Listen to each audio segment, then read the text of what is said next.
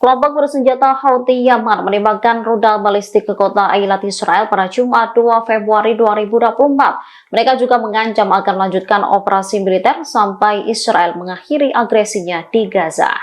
Dikutip dari Al-Mayadin, serangan terbaru ini dikonfirmasi oleh Yahya Saree, juru bicara Houthi. Dikatakannya pasukan rudal meluncurkan beberapa rudal ke lokasi militer Israel di al-Rashras, selatan Palestina yang diduduki. Ia lantas menggarisbawahi komitmen berkelanjutan Angkatan Bersenjata Yaman untuk melaksanakan tugas agama, moral, dan kemanusiaan terhadap rakyat Palestina.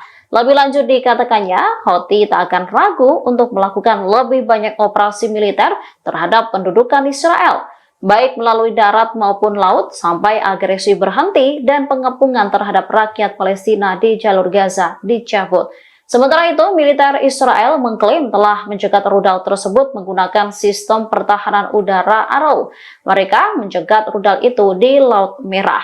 Operasi ini dilakukan bersamaan dengan berlanjutnya penargetan kapal-kapal Israel dan kapal-kapal yang menuju ke pelabuhan pendudukan oleh Angkatan Bersenjata Yaman di Laut Merah, Laut Arab, dan Bab al-Mandeb. Download Tribun X sekarang, menghadirkan lokal menjadi Indonesia.